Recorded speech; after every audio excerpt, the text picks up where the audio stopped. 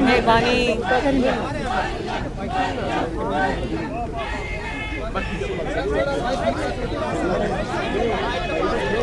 इधर हो जाऊं, सॉरी।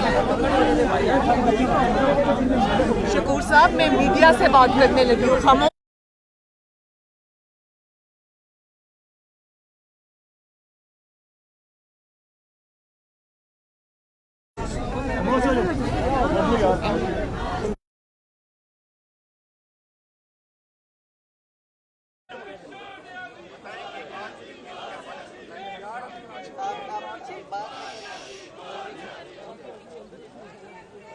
जी, बिस्मिल्लाहिर्रहमानिर्रहीम। बहुत शुक्रिया आप सबका। सबसे पहले तो नैब ने जो मेरे ख़िलाफ़ एप्लीकेशन दी है कि मेरी बेल जो है उसको कैंसिल किया जाए। एक सेकंड जी, काइंडली इनको खामोश करा देंगे प्लीज़। तो मैं ये चाहती हूँ कि जिस शख्स ने मेरी बेल कैंसिल करने की नैब में जो दरख्वास्त लिखी है, मैं उस अपने हमदर्द को नैब में देखना चाहती हूँ कि वो हमदर्द कौन है मेरा नैब में, और कौम को भी वो चेहरा दिखाना चाहती हूँ कि किस अक्लमंद ने वो दरख्वास्त लिखी है जिसमें उन्होंने कहा कि मरियम ऐसे अदालत में आती हैं, ऐसे जाती हैं, ये खाती हैं, ये पीती हैं, ऐसे सलाम करती हैं, ये बात करती हैं। तो मुझे उस दरख्वास्त को जब मैंने पढ़ा तो मुझे ऐसे लगा जैसे बच्चे डर रहे हैं, और मैं ये समझती हूँ कि उसका चेहरा उस शख्स का जिसने ये दरख्वास्त लिखी है कौम को दिखाया जाना चाहिए, ताकि हमें पता चले कि ये इतना इंटेलिजेंट और सुपर इंटेलिजेंट इंसान कौन है जो अपनी दरख्वास्त के ज़रिए नैब पूरी कौम को ये बता रहा है कि मरियम ने जो एप्लीकेशन सबमिट की है जनरल फैज़ के ख़िलाफ़ इस्लामाबाद हाई कोर्ट में, उसका हमारे पास कोई जवाब नहीं है। और उसके जवाब में वो ये कह रहे हैं कि क्योंकि मरियम ऐसे फैक्ट्स को सामने ला रही है जो उनके केस को और पूरी साजिश को डिमोलिश करता है, लिहाजा मरियम को जेल में डाला जाए। और मैं चाहती हूँ कि उसका चेहरा कौम को दिखाया जाए ताकि हम उसको 21 नहीं 22 तोपों की सलामी पेश करें जी। और अब आप मुझे, चाहे आपको ये पता होना चाहिए, दरख्वास्त देने वालों को भी पता होना चाहिए, जो भी उस दरख्वास्त के पीछे उसको ये पता होना चाहिए कि अगर ये मुझे डराने के लिए है तो आपको ये इल्म होना चाहिए कि अल्लाह का शुक्र है मैं ना आपकी गिरफ्तारी से डरती हूँ, ना आपके जाली मुकदमे से डरती हूँ, ना आपके जाली केसेस से डरती हूँ, ना मैं नैब से डरती हूँ। और ये अगर वो समझते हैं कि वो इसके ज़रिए मुझे डरा लेंगे तो उनकी भूल है। बिल्कुल इंशाअल्लाह ताला मुझे इससे कोई फ़र्क नहीं पड़ता। आप करें मुझे गिरफ़्तार, करें मेरी बेल कैंसिल, ताकि दुनिया को पता चले कि आप सच से कितना डरते हैं। मैडम ये बताइए, एक में बारी में आपने कहा था कि नवाज शरीफ ने जो 2 अभी सिलेक्टेड और सिलेक्टर्स एक पेज पे उनके टुकड़े कर दिए, अब 2-3 दिन से वही शशुपन जारी, तो क्या आप लोग कामयाब हो गए उस एक पेज वाले को तोड़ने में? सच को एक ना एक दिन सामने आना होता है। सच को आप कुछ देर के लिए ताकत से दबा तो सकते हैं, लेकिन the truth has to prevail, and इंशाअल्लाह ताला वो दिन दूर नहीं है। बल्कि नवाज शरीफ साहब ने जब ये कह दिया था कि मैंने अपना मुकदमा अल्लाह ताला पे छोड़ दिया, तो सबसे बड़ी ताकत अल्लाह ताला की। दूसरी ये बात कि बिल्कुल आइन, कानून और जो इख्तियारात देता है एक आइनी वज़ीर आज़म को, एक मुंतखब वज़ीर आज़म को जो हकूक़ हासिल हैं, जो आइनी हकूक़ हासिल हैं, तो वो उसमें तो कोई दो राय नहीं है। एक मुंतखब और आइनी वज़ीर आज़म को जो हकूक़ हासिल हैं, जो आइन उसको इख्तियारात देता है, उसमें कोई दो राय नहीं है। लेकिन जिस शख्स की यहाँ बात हो रही है, इमरान खान साहब, ना वो आइनी वज़ीर आज़म हैं, ना वो मुंतखब वज़ीर आज़म हैं, बल्कि वो एक ऐसे शख्स हैं जो नवाज शरीफ के मैंडेट पे डाका डालकर आज वज़ीर आज़म की कुर्सी पे काबिज़ है, उसको काबिज़ कहेंगे, उसको सिलेक्टेड कहेंगे, लेकिन आप उसको ना आईनी वज़ीर आज़म कह सकते हैं ना मुंतखब वज़ीर आज़म कह सकते हैं, क्योंकि उनके पास ना मैंडेट है आवाम का, ना उनके पास आवाम का वोट है, ना उनकी कोई इखलाकी हैसियत है, ना उनकी कोई आईनी हैसियत है। हाँ, एक शख्स जो कि वज़ीर आज़म की कुर्सी पर काबिज़ है, वो बजाय इसके कि आइन और कानून के तहत मामलात को चलाता हो, वो जादू टोना झाड़ फूंक हिसाब किताब के ज़रिए मुल्क को चला रहा है। 22 करोड़ के मुल्क को वो चला रहा है, और जिस मुल्क में अहम तरीन तकर्रियाँ, उन तकर्रियों की मैं बात कर रही हूँ जिनका पाकिस्तान की सलामती से डायरेक्ट ताल्लुक़ है, जो शख्स उन मुल्क की अहम तरीन तकर्रियाँ जो है वो जादू टोने से करता हो, जिन्नात बजाय वज़ीर आज़म के जिन्नात वो तकर्रियाँ करते हों, जिन्नात टाइमिंग्स तय करते हों, या फिर वो जिसको तोता फाल कहते हैं वो निकाल के करते हों, तो फिर इस मुल्क का दुनिया में तमाशा बनना जिस तरह अब बना है, इदारों का तमाशा बनना, फिर उसमें हमें कोई मेरे ख्याल इसमें कोई हैरानगी की अचंभे की बात नहीं है। और मैं तो ये समझती हूँ कि अगर वो इतना ही उनका जादू टोना सक्सेसफुल है, हिसाब किताब सक्सेसफुल है, वो जो जंतर मंतर जिसको कहते हैं वो सक्सेसफुल है, तो वो अवाम की भलाई के लिए क्यों इस्तेमाल नहीं होता? वो जो जिन्नात की असिस्टेंस है या जंतर मंतर जो हैं, वो सिर्फ अहम तरीन तकर्रियाँ करने के लिए ही क्यों इस्तेमाल होते हैं? वो इस चीज़ के लिए इस्तेमाल क्यों नहीं होते कि आवाम से महंगाई का बोझ कम किया जाए? आवाम का अगर इतना ही कामयाब है वो तरीक़ा कार, तो वो फिर आटा सस्ता करो, उससे चीनी सस्ती करो, उससे पेट्रोल सस्ता करो, उससे डीजल सस्ता करो, उससे अपनी कारकर्दगी को बेहतर बनाओ। तो बात यह है कि ये ना अपने आईनी इख्तियारात के इस्तेमाल का मसला है, ना ये वज़ीर आज़म के इख्तियारात के इस्तेमाल का मसला है, ना ये किसी जमहूरियत का मसला है, ना किसी जमहूरी असूल का मसला है, ना ही ये कोई आईनी किरदार का मसला है। ये अपनी ज़ात को और अपनी हुकूमत को चंद दिन और मोहलत देने का नुस्खा है। समझ नहीं आ रही, पूरी कौम को समझ नहीं आ रही कि आपने पूरे मुल्क को एट अ ग्राइंडिंग हॉल्ट आप ले आए हैं। पूरा मुल्क इस वक्त बंद है, इदारों का, मुल्क का तमाशा बन चुका है, सिर्फ इसलिए कि एक शख्स को आपने रिटेन करना है, क्योंकि वो आपकी हुकूमत चलाता है, वो आपके अपोनेंट्स को के लिए अखाड़ पिछाड़ करता है। तो समझ नहीं आ रही कि ऐसा क्या मामला दरपेश आ गया? क्या कौम को आपने बेवकूफ़ समझ रखा है? आप समझते हैं कि आपकी इन हरकत और सकनात का कौम को इल्म नहीं है कि इसके पीछे बात क्या है।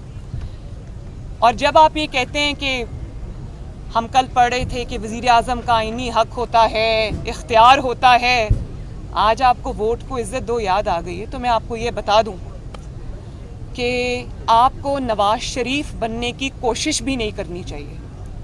नवाज शरीफ जब वोट को इज़्ज़त दो का नारा लेकर मैदान में आया था, तो वो मुंतखब वज़ीर आज़म था, वो आईनी वज़ीर आज़म था, वो अवाम के वोट से आया था, वो एक बहुत लंबी जिद्दोजहद तय करके आया था, उसकी एक बहुत बड़ी आईनी स्ट्रगल थी जो उसकी ज़ात के लिए नहीं थी। उसकी ज़ात की उसने कुर्बानी दी, उसने अपनी हुकूमतों की कुर्बानी दी, लेकिन आइन के लिए, पाकिस्तान के अवाम के लिए और वज़ीर आज़म के ऑफिस की इज़्ज़त के लिए उसने अपनी हुकूमतें कुर्बान कर दी। और उस तरह की जो स्टेटस है वो अचीव करने के लिए, वोट को इज़्ज़त दो का नारा लगाने के लिए आपको जेलें बर्दाश्त करनी पड़ती हैं। आपको मैं डिक्टेशन नहीं लूँगा कहना पड़ता है और फिर उस पर कायम रहना पड़ता है। आपको अटक किले में जाना पड़ता है, आपको जिला वतनी बर्दाश्त करनी पड़ती है, आपको झूठे केसेस बर्दाश्त करने पड़ते हैं, आपको झूठी सज़ाएं बर्दाश्त करनी पड़ती हैं, आपको जेलों में जाना पड़ता है, आपको ह्यूमिलिएशन बर्दाश्त करनी पड़ती है, आपको अपनी बेटी को जेल में जाता हुआ, किसी बेगुनाह बेटी को जाता हुआ देखना पड़ता है। तो आप इमरान खान साहब से मैं ये पूछना चाहती हूँ कि उनकी सियासी पहचान क्या है, उनका सियासी तशख़्ख़ुस क्या है।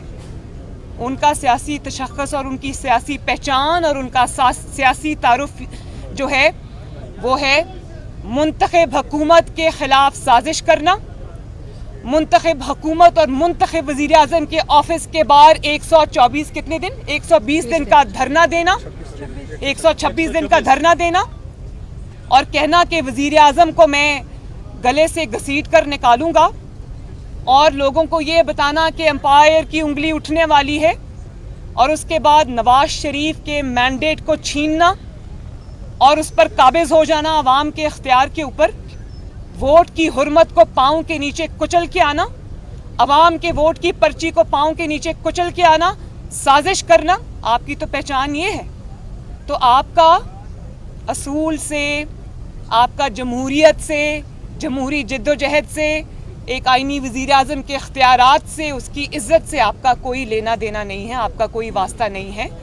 तो नवाज शरीफ बनने की तो कोशिश भी ना करना और शेर की खाल पहनने से कोई शेर नहीं बन जाता। मैडम एक सेकेंड, और फिर आप कहना चाहते हैं ये? तो बात ये है कि आपकी जो पूरी सियासी जिद्दोजहद है पिछले 8-10 साल की, वो जमहूरियत के ख़िलाफ़ साजिश से इबारत है। और अगर आप ये समझते हैं कि आज आप बदतरीन नालायकी, नाअहली, करप्शन स्कैंडल्स के बाद अगर आपको ये अपनी फेस सेविंग नज़र आ रही है कि आप इसमें सियासी शहीद बन जाएंगे, तो ये ना होगा इंशाअल्लाह ताला, ना अवाम ये होने देगी, ना हम ये होने देंगे। आपको अवाम के ऊपर आपने पिछले 4 साल में जो मज़ालिम ढाए हैं, आपको उसका जवाब देना पड़ेगा। आपको अवाम के वोट को कुचलने का जवाब देना पड़ेगा, आपको अपनी साजिशों का जवाब देना पड़ेगा, आपको इतने बड़े बड़े नालायकी के, नाअहली के, करप्शन के स्कैंडल्स का जवाब देना पड़ेगा, आपको पाकिस्तान को तारीखी कर्जों के बोझ के नीचे दबाने का जवाब देना पड़ेगा, आपको उन तारीखी कर्जों के बावजूद पाकिस्तान में एक ईंट, एक प्रोजेक्ट ना लगाने का जवाब देना पड़ेगा, आपको पाकिस्तान में 22 करोड़ अवाम के ऊपर महंगाई, लाकानूनियत का अजाब लाने का जवाब आपको देना पड़ेगा। आपको जवाब देना पड़ेगा कि इस वक्त इस मुल्क में हुकूमत नाम की कोई चीज़ नहीं है। आपको पूरी दुनिया में पाकिस्तान को रुस्वा करने का, बदनाम करने का जवाब आपको देना पड़ेगा। इसके जिम्मेदार आप हैं। और नवाज शरीफ साहब जब अवाम की खातिर वोट को इज्जत दो का नारा लगाकर पाकिस्तान में निकले थे, अब अवाम के अंदर निकले थे, तो उनके नारे को पजीराई इसलिए मिली थी कि उनके पीछे एक स्ट्रगल थी और कारकर्दगी थी जिसमें 5.8 पे ग्रोथ थी। दुनिया में पाकिस्तान का नाम हो रहा था, सीपेक आ रहा था, मुल्क तरक्की कर रहा था। तो आपके पास तो ये सब नहीं है। और अगर आप इस बदतरीन कारकर्दगी को छुपाने के लिए इस वक्त कोई ऐसा नारा नवाज शरीफ की तकलीद में लगाना चाहते हैं तो आई एम सॉरी, ये अब नहीं चलेगा इंशाल्लाह। मतीउल्लाह साहब, एक मिनट मतीउल्लाह, एक सेकंड, ऐसे नहीं।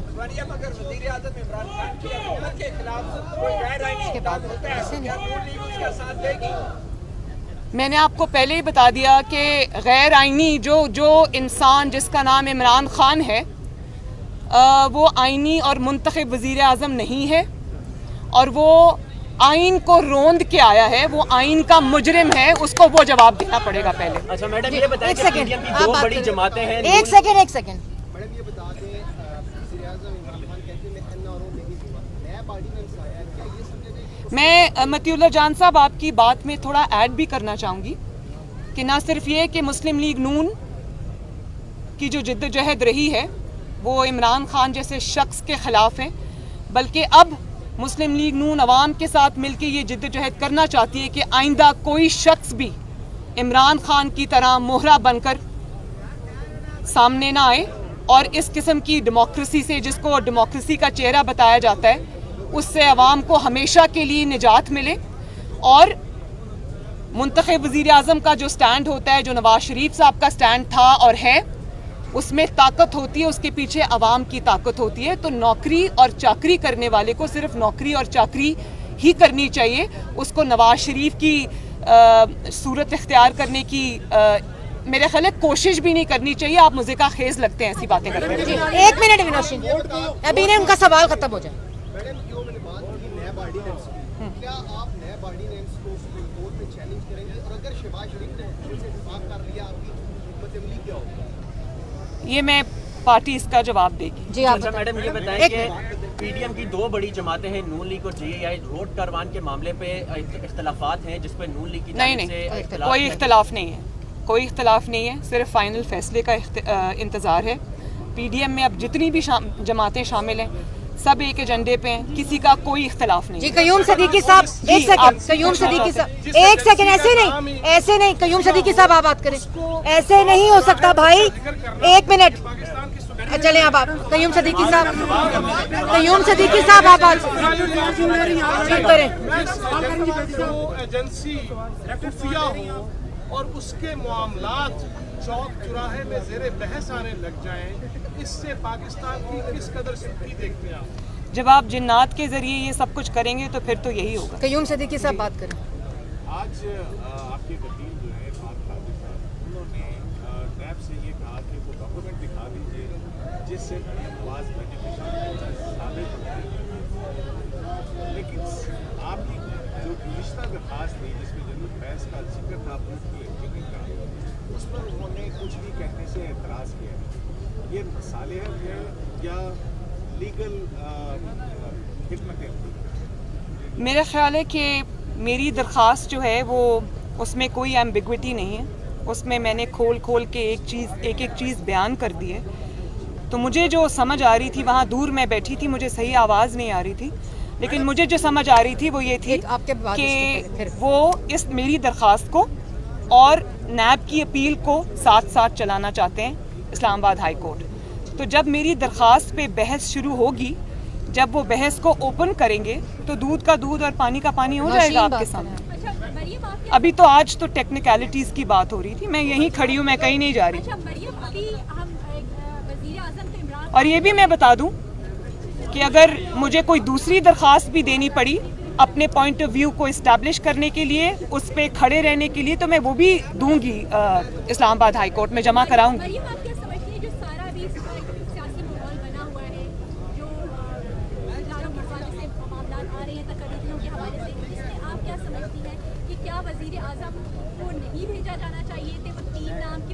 मैंने आपको इसका जवाब दे दिया है नौशीन, मैंने आपको दे दिया है कि ये अगर अपने आप को हुकूमत अपनी बचाने के लिए हो रहा है और अगर आपकी टाइमिंग ऊपर नीचे हो रही है क्योंकि जिन्नात कुछ कह रहे हैं और आपका हिसाब किताब कुछ कह रहा है, तो ऐसे लोगों पे समझ नहीं आती कि इंसान हंसे या रोए कि ये कोई छोटा मुल्क नहीं है, ये 22 करोड़ अवाम का मुल्क है और 22 करोड़ अवाम की किस्मत का फ़ैसला, इस मुल्क के अंदर जो सबसे ज़्यादा वाइटल और इम्पॉर्टेंट फ़ैसले हैं, अगर वो इस किस्म के तरीक़ों से होंगे तो इस मुल्क का अल्लाह हाफिज़ है। वो इज्जत दो कि आप बात कर रही हैं, एक हफ्ते से एक अहम अदारे की सरबराही का जो मामला है वो अटका हुआ है, इस पर आप इमरान खान की मौक़िफ़ की हिमायत करेंगे? चलो, मैंने जो बात करनी थी मैंने कर दी। आप बात करें। आपने जो बात की पॉलिटिकल इंजीनियरिंग की 2016 में हुई, आप 5 साल बाद उस मामले को हाई कोर्ट में लेके आइए मैडम, 5 साल के बाद आपने ये, आपकी तो इन्फॉर्मेशन बिल्कुल गलत है, सॉरी, आपकी इन्फॉर्मेशन गलत है। ये जो वाक़या हुआ था जिसको मैंने अपनी दरख्वास्त में कोट किया है, ये 2018 की बात है। 2018 जी नहीं, ये मेरे केस से मुतल्लिक है। इलेक्शन में जो हुआ वो पूरे कौम के सामने है। मुझे उस वक्त सज़ा हो चुकी थी और सज़ा के बाद ये बात सामने आई, मेरी सज़ा के बाद, वर्डिक्ट के बाद ये बात सामने आई, प्रॉबली जब मैं जेल में थी, तो उस वक्त ये बात सामने आई। तो फिर मुझे अब अपील के ज़रिए ये सारे हक़ाइक़ एक रेलेवेंट मौके के ऊपर सामने रखने थे, मैंने रख दिए। आखिरी सवाल, आपने दरखास्त में कहा है कि शौकत सिद्दीकी साहब को और डीजीपी साहब को बुलाया जाए अदालत। जी, आपकी दरखास्त पॉइंट नंबर 22 है कि बेनज़ीर भुट्टो को भी इस तरह का ब्रीफ दिया गया था ऑडियो स्कैंडल में। उसमें जस्टिस कयूम और उस वक्त के जो है साहब कमीशन के चेयरमैन थे, सेनेटर जो अब आपके रिलेटिव भी हैं, उनकी ऑडियो लीक हुई थी, सेनेटर सैफुर रहमान साहब की और उस वक्त के जस्टिस कयूम की। अगर अदालत जुनेद सफदर की अब फादर इन लॉ को बुलाती है तो वो आएंगे और आप इस चीज़ को कंडेम करेंगे कि उस तरह की ऑडियो लीक होने के बेनिफिट 7 साल बहुत शुक्रिया। एक तो उसका फैसला हो चुका हुआ है, दूसरा मेरे केस से मुतालिक मुझसे बात करें आप कहीं। बस है बस। Thank you, thank you.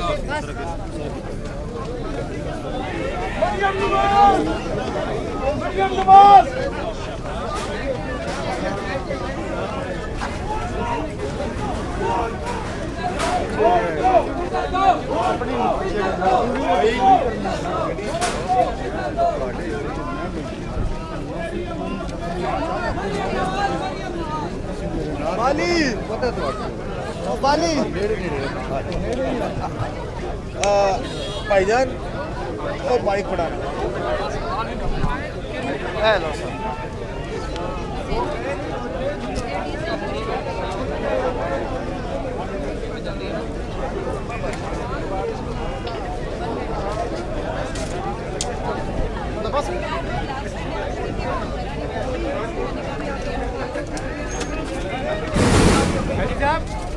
Radio charge खत्म हो गया।